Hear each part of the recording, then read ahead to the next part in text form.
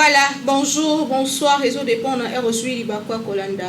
kindoki politique ya moko na lelo on a sengo nazara toujours na sengo ko ba ko zebele kolanda biso na bitando bikie na bino tope na nzela ya internet na nzela ya chaîne na biso KNB News tozara toujours on a pour nous servir bino lelo tozali bongo vendredi le 10 septembre 2021 tozali na ville province à Kinshasa wapi toza ko enregistrer émission kindoki politique ya lelo qui politique à l'élo est différent pour esa émission moko en caractère pédagogique il faut na loba bongo to mesana ko mona ba scandale to mesana ko loba po esala meki déjà ni ko ça pour que ça les maté lelo tozana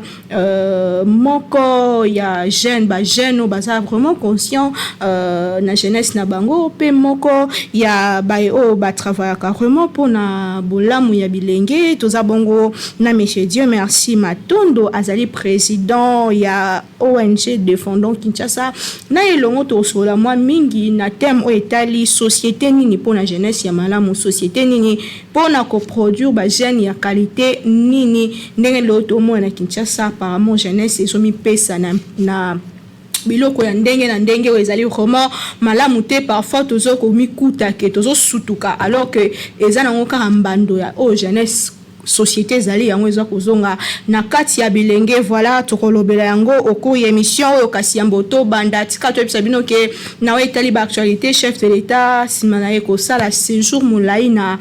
bamboka Europe wa pakendaki na Allemagne akendaki na Rome autaki koza na Turquie et chef de l'état congolais Félix Tshisekedi Tshilombo azongaki na ville province ya Kinshasa lobby eleki wapi ye déjà toujours pour continuer musala kolukabola ya mboka na eli susu coalition la muka duo Martin Fayulu pe Adolphe Muzitu ba talisi que ba ju apte ya non réponse ya gouverneur ya ville province à Kinshasa wapi ba pesa qui est papier na bango ko senga ndenge za ko informer que toi na marche mukolo ya le 15 kasi gouverneur ngobila à répondre te et puis délai leki ba ngo ba monike andimi po ba loba ke muto alobi le côté c'est que andimi selon wane lobama ki na Martin Fayulu pe Adolphe Muzitu na o etali bongo société réunion mo esalama ki lobi na primature wapi premier ministre azalaki longo na ba ministre mususu ba sola ki likambetali bongo baisse ya ba produit ya première nécessité notamment ba produits surgelés ndenge lobama ki que il faut ba produit wane kita kasi population eza komi tout na pona nini ezo kita te moi ndungu eza na no pêche premier ministre abita ki loboko na mesa ko senga ke ministre économie nationale a sala nyonso ki biloko wane kita donc ba pesi délai moko ya 3 semaines pour que biloko ekita biso tazali kotala tokozonga to ebisa bino soki ekiti to ekiti te po eza msala na biso to sala ka yango ndenge wana pona ko informer bino alors tozuni na émission ya lelo toza bongo na monsieur Dieu merci Matondo président ya défendant Kinshasa mona mboka mbote na yo maman journaliste pour na rappeler que vous appelez journaliste hein? Donc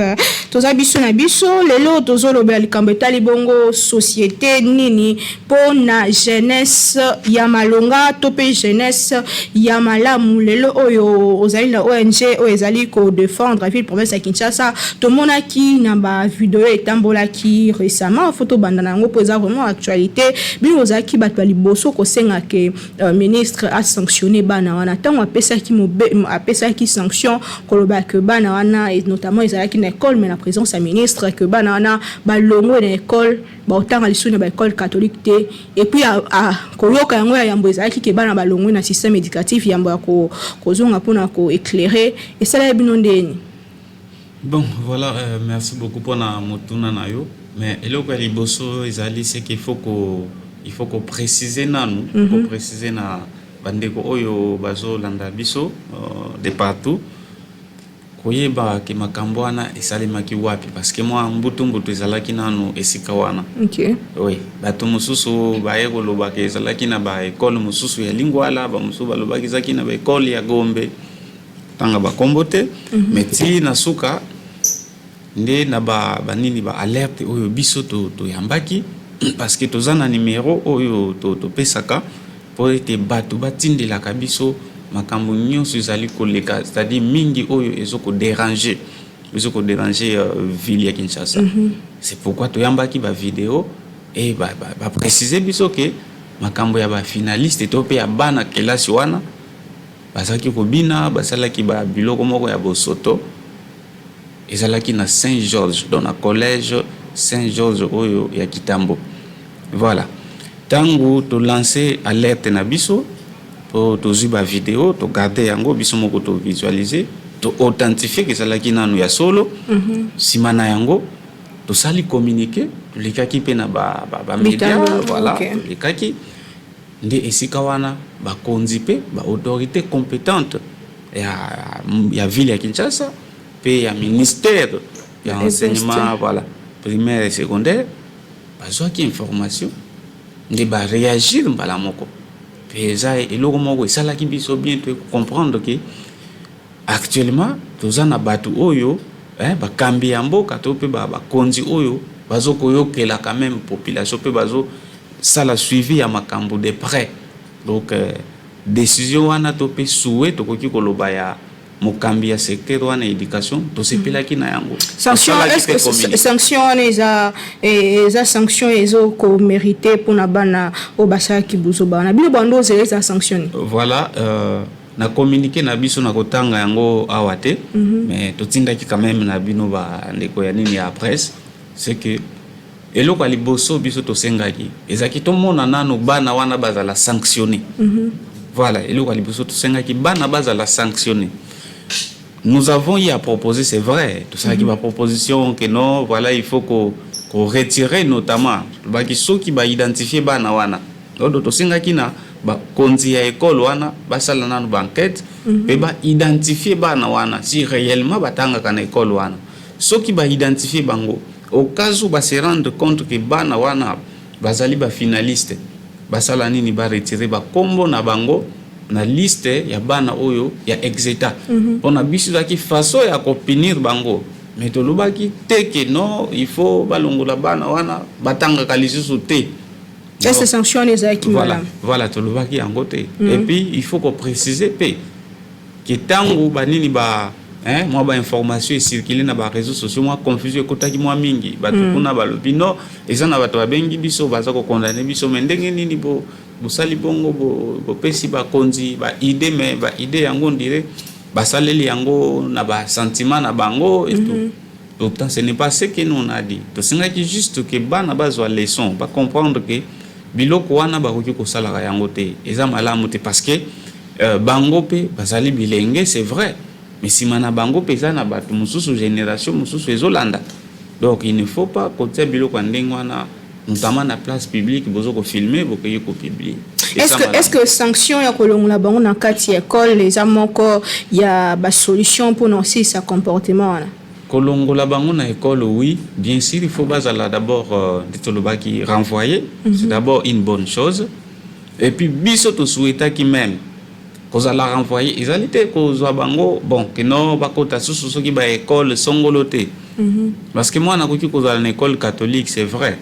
Accueilli na école protestante mais a changé na EPT ou bien peut-être kuna a komi kutu bien koleka isika zalaki. C'est quoi na to kolobani to ko condamner to lobake ba religion musu ba bi ko éduquer bana te non. Problème ça wana te. Problème est ça que ko renvoyer d'abord bana to singa ki ba renvoyer bango mais ba bendi bango bazwa bango ata une année ata 2 ans oyo babi ke mutu nyoso na mboka na biso babi ke bana wana bazotanga te bazwa punition ya 2 ans et loko wana ekopesa pe ba parents na bango na mais école belé eza na mboka na biso est-ce que c'est possible loko wana mais système collaboratif ezali tozo ko luka na mboka na biso tozala na bato moko oyo baza des personnes d'une bonne moralité bato bazali na conscience oyo bazali ki so ba ebisio awa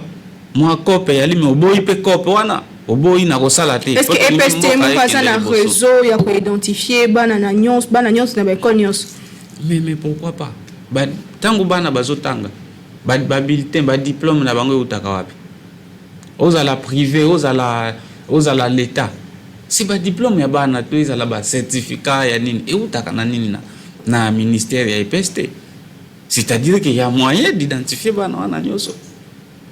Mais c'est ça ne veut pas dire pour autant que baza ba kombo ya élève nyonso na de yo yebi ke yo na mato yebi ke na Kinshasa eza ba EP mususu eza na ba coin mususu au moins la longue a doubler qui na ya ki na classe mususu a matinée kutu 2 ans. En fait ce qui se passe ici kawana tokoki koloba ke ezali tango mususu na lobite ke za bongo mais tango mususu ezali juste manque ya suivi. Manque ya suivi na secteur wana. Mais moi, je sais que c'est possible que le ministère azalana na ba kombo ya bana nyoso. Parce que jamais quand les côtés fonctionner, vous fonctionner net to lo bango, bo sala na ghetto do boza en solo, ba ye babinote et puis un moment on a comme na 6e de ministère aye baye ko salemate. Pendant ce temps, ce que Tango fait sa proposition qui bana batanga pendant 2 ans on a pas ça ni ba vana ndaku suivi mo boeto mutu mwaza pembe na bango l'encadrement. OK. Bongo to détailler qui pensa te na communiquer biso to lobaki mais soué na biso akoki ko loba awa na plateau na yo que soki bana wana ba pemisi bango notamment 1 année et demie ou 2 ans. Eza po bazwa conscience nanu ya sanction ba mituna nanu ke pona nini biso to vandi tozo ko sala lisusu eloko te eza pona acte oyo to salaki eza d'abord leçon ya liboso ya mibale ba parents na bango ba yeba kozwa sikoyo responsabilité ya ko conscientiser bana na bango bazongisa bango morale ya bien bisa bango no biloko bosalaki et ça bien des raisons pour laquelle boko tanga pena noter boko vanda bongo comme ça oyo azalaki na 14 ans akokoma kana 15 ans to akokoma kana nini akozongela même kelasi wana azalaki ekopesa ile son vina ye asalaka lisusu ba bêtise. Mais toujours la thème na biso ezalaki société nini po na jeunesse ya malamu tant dozo tala bato be pe na ba réseaux sociaux ba commenter ki koloba ke po ani ko privé ba na classe alors que bato belé makambo wana to monango ba vidéo pornographique et comment nango lo kwa ngu ba mutu nyonso belé ba personnalité ba pasteur ba homme politique ba musicien bango nyonso bakata batika oyemba te batika oteya te ba continuer ba carrière na ba politique et pourquoi seulement ces enfants balongola bango en classe. OK na utu koloba yango awa ke kolongola bana kelasi ezalite ke photo lokalelo to to komisa makambo na dimension mususu ya koloba ke ba musicien ba sala ka boye tout il faut mais bango te ba modèle non il faut ba modèle mais il faut reconnaître nano eloko moko il faut reconnaître d'abord que toujours ko soutenir te que musicien oyo asali boye tout ça non faut soutenir biloko mabete mais juste ko yebisa bato ke musicien musala na ezali ko binisa ko yemba ka pona ko longola bato mususu ba stress bato mususu ko fortifier bango à travers musique et puis musique wana pesa na ba catégorie ebele ya musique oyo to yebi mingi soki tozali ko condamner to lo ba nini ba comportement mususu ya ba musicien mingi zali elateli ezali ndenge bali ko se présenter ta mususu na ba clip na bango otozo ko talaka mais mingi zali pe culture oyo bazoko ndozwaka libanda ya mboka notamment ya mindele bazoko yaka nango epa na biso siko batu mingi po bazana ba opportunité bazoko fréquenter ba poto ba bisike belé bazomona yango normal donc tokoki ko sala comparaison te ke no ba musicien basali bo toko tuna nan est-ce que bana kelasi na école to na classe tango mwana lati uniforme na ye epa na biso to yebizaka bleu blanc omoni déjà bongo mwana wana azo l'action imagine azo refléter c'est deux ça mutu moko azana esika moko do ezako centre moko d'encadrement azo kozwa éducation pour akoma modèle pour akoma mutu donc on ne peut pas aujourd'hui appuyer que non ba musicien kutu basala ka boye bango pe ba tourner parce qu'il y a des gens qui ont dit n'importe quoi na ba réseaux sociaux oh bana ba tourner film pornographique botika bango mais non moi na azana uniforme ezali sacré est-ce que ceux qui ezala qui na quartier na bango na commune Songolo awa na ville ya Kinshasa bazana ba bilamba na bango ya ndako bakiki ko tourner est-ce que obandi vraiment tolinga ki toye bambango ke bazali bana kelasi donc akitango musuto ye bate pour lelo yebi ezali na bana oyo azali na 15 ans mais soko tali azana taille ta mususu kanisa mama ya 25 ans ou bien mama ya 30 ans. Mais est-ce que le problème est que wana bana ngoza qui influencer na nini n'est-ce pas la société sika tozali mais influencer mingi babenga ki biso to na ba réaction ya bato mingi babengi ba musu ba koloba no boss benga ba konzi bino defando kin boye bisa gouverneur ngo bila boye bisa chef de l'état et pas na biso babiloko boye boye ekotaka lisusu te parce qu'il y a des gens qui ont dit que eza à cause ya baclip kutu te mais technologie babi c'est à cause ya téléphone, à cause ya réseaux sociaux, TikTok, tout ça, c'est à cause de tout ça. Donc lelo toko koloba te que to affirmer que non eza kaka eloko boye mutu sali que bana wana bakende ko se filmer na ba responsabilité eza partagée. Bien sûr que oui, ba responsabilité ezali pe partagée. Pourquoi nalobaki yango même nalekaki bongo na nini na Top Congo nalobaki yango ke soko tali malamu eza na bana na biso mususu bazoutaka na bandako auti na ndako na yo mwana za bien éduqué mais tango azali kokende na kelasi esika akeywana akikokutana na bana moko oyo baza bana mabe ozo comprendre baza bana mabe parce que lelo yo il faut to ndima yango ke na ba école nyonso ezali na ville ya Kinshasa quel que soit niveau awa batangisaka bana bien awa boy okokutana toujours na bana ya bato oyo baza na mbongo mingi na bana ya bato baza pe na mwa mbongo muke okutana na bana oyo bazali na comportement ya mabe quel que soit parce que bozo ko indiquer ba baza déjà kaka bana moko mabe siko soki bana na yo to bana na biso so bazali makasi te ekosala nini entourage comme oui eko influencer bango tango eko influencer aka to bina ke ko bina to la takaji pa mukuse ala tipe. C'est pourquoi na place wana sikoyo ba autorité ya école il faut pas ça là, il faut pas ça là effort. Basala effort pour nini pour na ko sala ka pe suivi quand même en dehors ya ba cours ezo ko pesa mame ko luka ko créer peut-être commission moko boye o esala ka vraiment bengi suivi ya nini ya éducation vraiment ya bana penza comme il se doit. Donc ezala ka te lokola cours ya nini ya SM ezala moi. Mais est-ce que la cours le quoi éducation à la vie ezala toujours na école na biso? Mais bien sûr que oui, mais on ne doit pas se voiler des faces. Il faut qu'on y ait lelo oyo yibisangai awa na ville ya Kinshasa.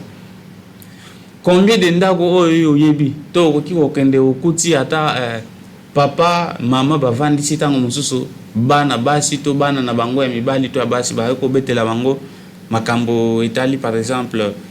makambo itali sexe est-ce que ba kobeta masolo ba kobeta te tabou et il lelo eza sujet tabou papa kobeta na mwana te mama pe kobeta te parce que bazo kotala to ali ba africain za mingi bongo donc mwana zoke kobeba libanda izoyeba voilà soko tali pa izoyeba na ndenge sko ya mabe voilà donc soko tali bongo bana bazoko ba para moko baza mwa réticent mais non ba parents il faut pas renforcer sikoyo façon ya encadrer bana voilà façon ya encadrer. Ma responsabilité est partagée parce que exactement so otali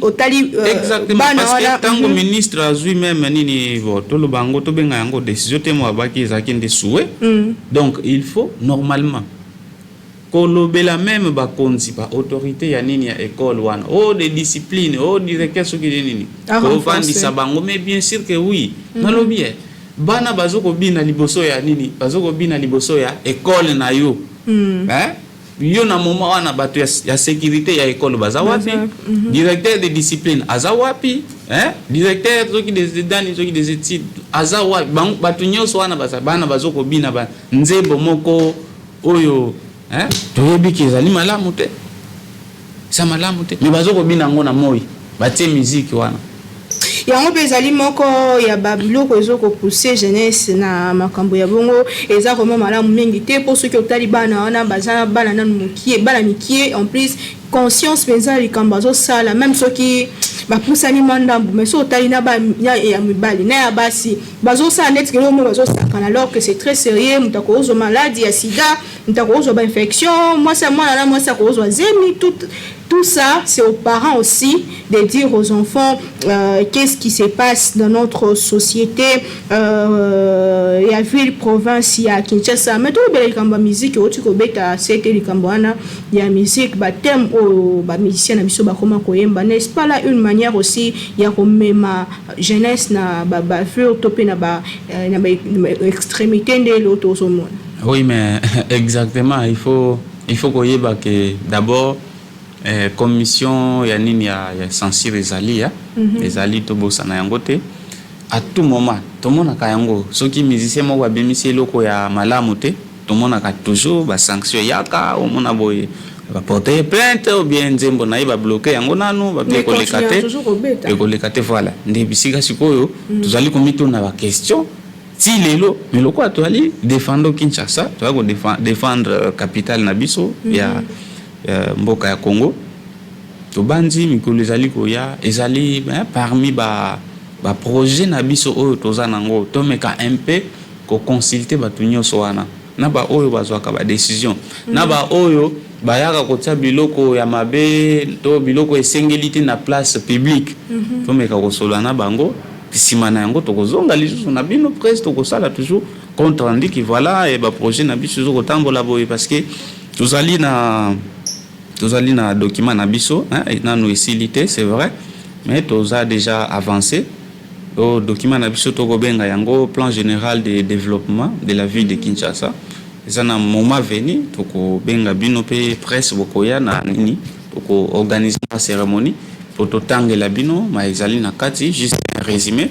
et puis ko publier yango toko pesa pe bino sima nango to déposer pe pa ya bakonzi bakambi ya mboka pe ba meka kotanga yango peut-être ba idée na biso pe ekoki ko contribuer parce que toza wana tibiso ne fait pas la politique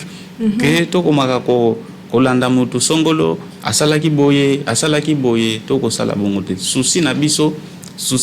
ya linini ezali to contribuer tango bote mokonzi songolo na esika boye biso siko tozoko ya tozo pesa juste ba idée ba contribution na biso po mboka na biso ekende liboso donc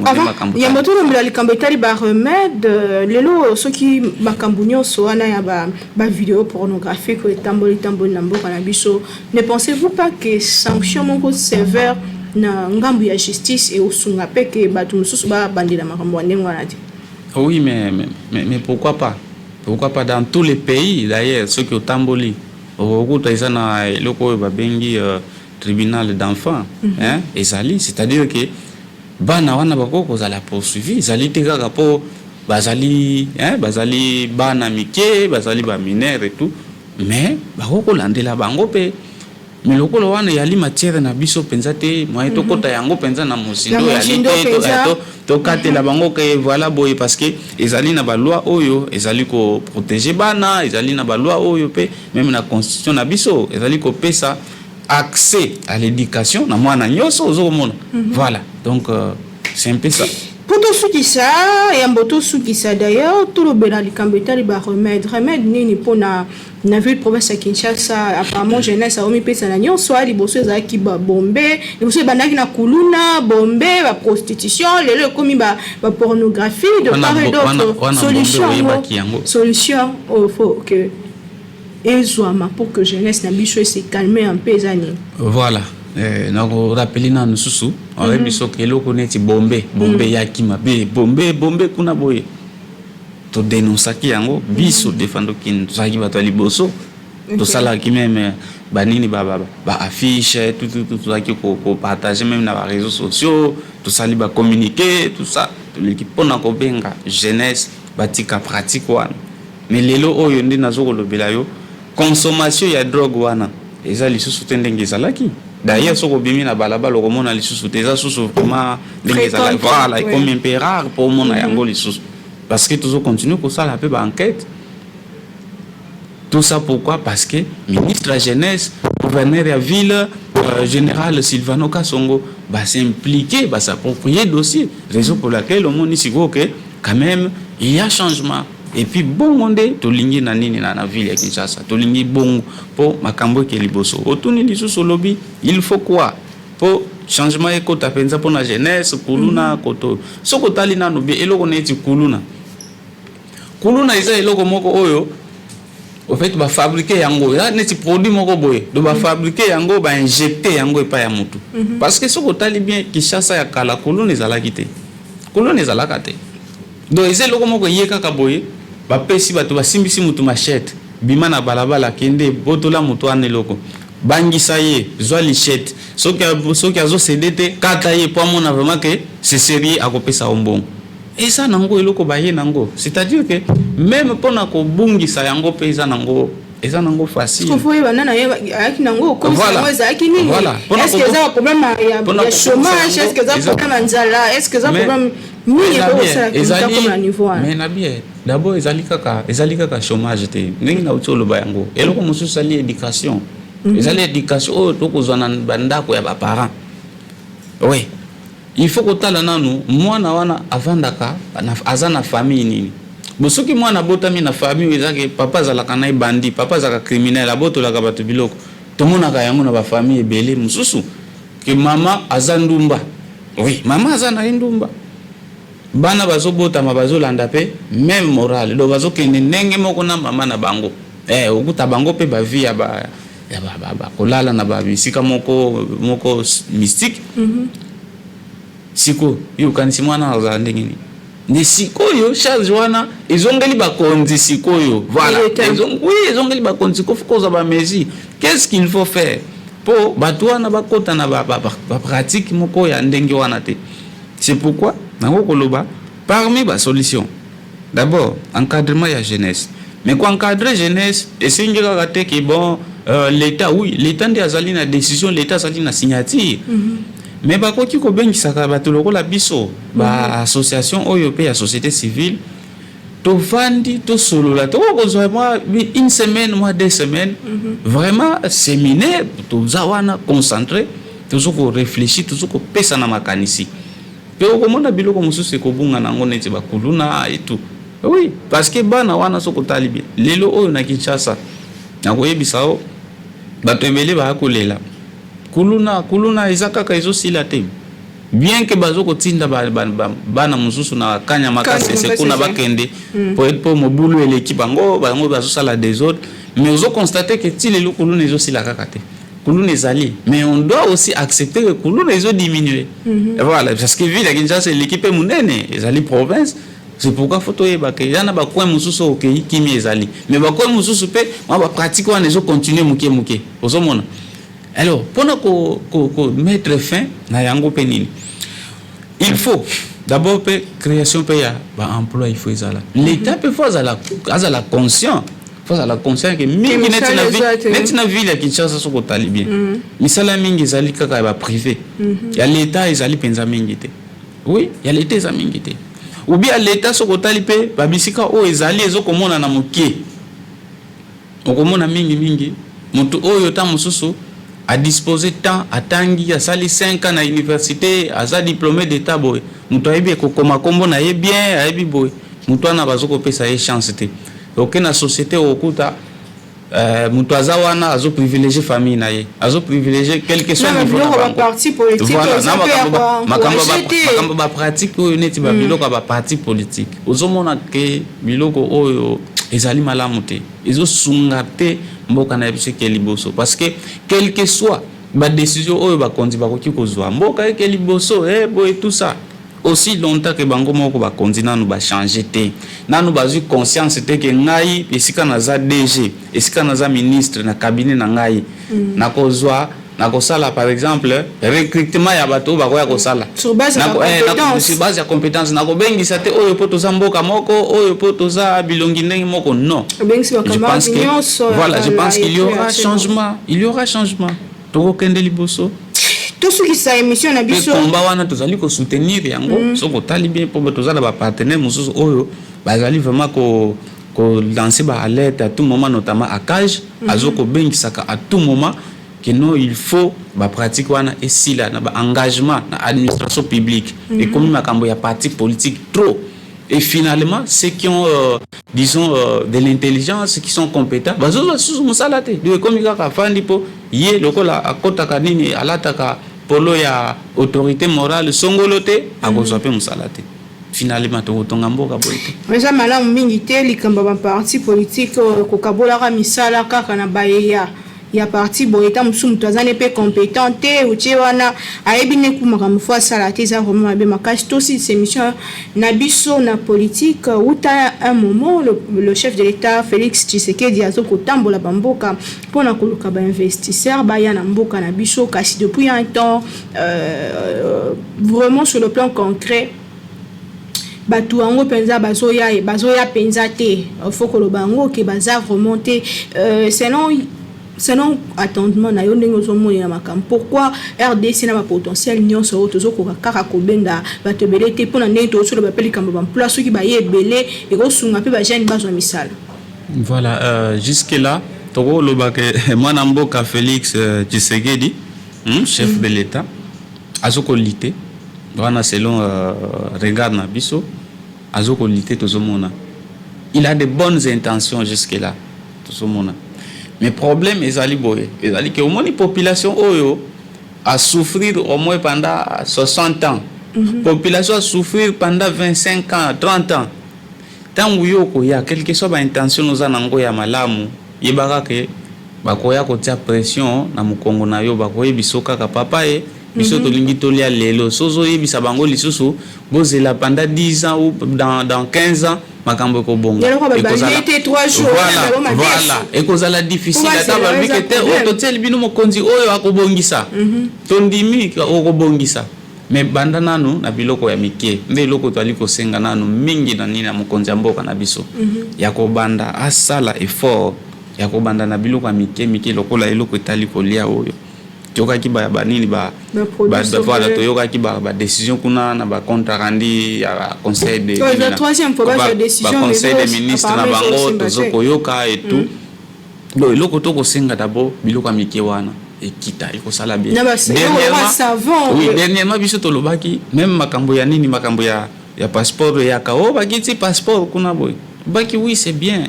donc kiti passeport. Nous avons salué l'initiative. Mais eloko moko na kati ya nini ya décision wana ezaki nini? Ezaki to eko sala analyse pona kotala ke na Congo na mboka na biso d'abord. Économie na biso za ndenge nini? Ozomona population na biso est-ce que azana mbongo? Hein? Sala comprendre na moki. Combien de Congolais ba voyager kana semaine moko ou par mois? Combien de Congolais? On comprendre que eza na ba priorité mususu ezali mabete mais eza na ba makambo mususu oyo bakonzi bakoki ko banda na yango ndenge na ebiso mais exactement ndenge na ebiso likambo etali lokola transport oyo so totali ko banda 2010 ti toye 2015 to komi lelo toza 2021 osala nanu mwa comparaison okomona façon ba prix ezo sauter et pas na biso ekoma soki eloko emati po ekita ekomaka difficile voilà mais par là il faut pas intervenir parce que le pays musu toujours comment côté kuna bango biloko eza moins cher mais biso eza bien qu'on nous traite toujours que voilà biso on ne produit presque rien c'est vrai mais il faut quand même continuer biso pe bazala makasi ba ko réfléchir ce n'est pas pour rien na ba cabinet na bango bazo ko zwa ka ba expert ba to ba professeur d'université ba pesa ka ba idée pombo ke kende liboso et puis ba bima na logique ya intérêt personnel. Je pense que Makambo Keli. Mais na dire que le gouvernement ça mal konde ozomona qui ça va déjà. Bon, nako loba jusque là avant ou après to koloba ke ezana no kandenge moko. Pas de différence. Ezana no kandenge moko oui to loba na terrain. Parce que tozoko mona kotoyo nini mbongo ezalaki te surtout avec l'avènement de l'IGF mbongo ezalaki te c'est vrai mbongo bandi kozonga na caisse ya l'état mais impact nango sikoyo na social eza wapi ezana noté donc bokolinga te bozwa na caisse na biso mbongo ezomata ndako kutu elingi tonda na ba dollar mibana na bino bazokufa nzala bana mbongo non mais exactement okoza mbongo wana te bo utiliser yango mbongo wana epesa bato ata mwa misala epesa bato mwa ba opportunité il y a beaucoup de choses à faire au pays mais ce totali awa combien de bisika oyo toyebi l'état aza ata na tolobata même ata 200 hectares ata 200 hectares ya nini ya bilanga oyo l'état nde azosala oui tobandi komona bakanya makasi c'est pas initiative ya bien mais ezande mingi te Congo ezana mabele ebele mabele oyo bato bakosala babilanga bato bakosala ba manyoko ba bisika élevage kosa ezali ebele ba pisciculture oyo donc il faut moko l'état faut qu'on ait conscience et puis loko mususu ka musaka ngai na bandeko na biso oyo ya bakambi ba politiciens c'est que soki azwi bokondi soki lelo ba pesi ministère soki ba pesi entreprise à gérer abo sali ke avant ye bato mususu bazalaki donc akomi komizwa c'est comme si bon voilà ngana kokufa kaka awa mais non quelque soit magui nyonso kokosala il faut natikala awa ba négociation il faut nga poste oyo kaka ya ngai mais yebaka ke eza na mutu pe eza na o aleki biso nyonso azali nzambe azali zo to sa ba chrétien to sambelaka faut koyeba ngo nzambe azali yo ko décider boye pe mais yebaka ke okotikala na mokili te suka alors il faut ko pesa batu oyo bazolanda ba génération montante ko pesa bango chance quand même faut ko pesa bango chance pour que mkopo ozalate batanga kombo na bola exactement na mboka na bishana batu oyo ti lelo balobelaka bango okoza mutu lokola Lumumba par exemple. Voilà, ça va légende, ça va icône ta mutu ayeboye. Ba pays belé même africain ou européen soko keyo okuta boulevard Lumumba. Oh, place Lumumba. Ozomona ke bongo vraiment ça va. Mutami pesa makasi pour l'intérêt à mboka émission ndoki politique à l'élève qui pédagogique to qui malembe mais toyoka jeunesse pe toyoka tika bisaela pour ceux qui osent sala mabele lo eba ke o rattraper on avenir et rater. En tout cas wana lo bango toujours o zolo na lelo o bukango e ko rattraper et puis e ko zala mabe makasi to ko lo banyonso ezaki faute ya parents ezaki faute ya l'état ezaki faute ya professeur ezaki faute ya nani mais yo moko consciemment tant o sala lelo ko ya mabe bongo yeba ke lobby je me demandais, j'étais en train de parler na baninga que moi si wana so lobby aza Christelle Vanga lobby so aza maman Denise lobby Sonia ndenge wana tu vois que etika ina mitwa bato et puis okoye ko bebisa vino boye il faut vous appeler quand même consciente pour ezama be makasi ba acte ya bongo tozaki na monsieur Dieu merci Matondo président ya défendant Kinshasa na elongo tolobela ki société nini pour la jeunesse ya malamu tozonga ki kolobela contexte ya société congolaise pe tolobeli responsabilité à chaque partie c'est-à-dire que mudion so la responsabilité na yo elenge ozo sala mabe ba ke kokiko memayo dire pour na age na so ozinde si malade de roi sida eza mabe makasi pour na yo pour na sentiment mo boeka ke memaki yo okokiko bebisa vie na yo alors Messieurs, Dieu merci. Président, Dieu merci. Merci, ok, merci, madame. Voilà, Lilobasso Kezali. C'est qu'il n'a qu'au toujours la jeunesse congolaise, na conscience, mais aussi la condinabiso. Voilà. À tout moment, avant de la décision, mais kaka un peu kotala est-ce que décision on a soit et cause la pona bolamo ya population voilà est-ce que tant on a lingi toza 12h toza 13h ozozwa mutuka na yo ke ko parquer liboso ya boîte de nuit toza na midi okay na bar ozomela est-ce que ozali modèle est-ce que batu oyo bazotala yo bazana esengo et puis comme tout na soso est-ce que banda batia yo place wana ozo travailler réellement pona mboka moko tozala kana conscience ya ko démissionner ceux qui makambo ezo simba te tango moni ki te poste ezali angai mais en tout cas par rapport ya mission batindelanga na ona zo sala ezo simba te démission voilà batu bakozwa yo plutôt modèle que bazwa yo pour un médiocre voilà do biloko to ko senga yangwana mais to bengi lisusu na batu to o bazali na volonté de travailler ensemble baya ko rejoindre biso voilà ba rejoindre défendre Kinshasa ils apona bolamo ya capitale na biso nde toyi ko travailler numéro na biso ezali 081 46 082 37 na obandela lisusu 081 46 082 37 wana soko bengi bongo tokoki kokutana pe bisika na biso tozali to pe tokoki ko pesa na ba idée soki pe zali pona ko soutenir biso oto ali ko sala yaka na yango oyo zali na yango toko travailler parce que tozana ba campagne belé photo lancer pe na terrain surtout pour la conscientisation ya jeunesse bilenge bana photo boyo ki vraiment belé pesa miawa ole otinda mbongo so na nini vraiment makambo yango ya malonga ya ko soutenir pour la jeunesse na biso to lela mingi likambo etali jeunesse congolaise soki ko soutenir ba ONG boye ko sala vraiment madame prochainement tozonga pona loba ko beta les soldats défendant Kinshasa banda wapi ndenge nini nyonso wana et puis Kinshasa ngoto lobela makambo belé Kinshasa en tout cas wana etikali suspense bandi ke monsieur Dieu merci à Rosala ya biso Nicolas ali koya po télévision za kangonga ngana bino to sukani awa to kabani awa kime na bota na bino na loba toujours to longa ignorance pe to linga mboka na biso République démocratique du Congo Nzambe abenisa biso banso bye.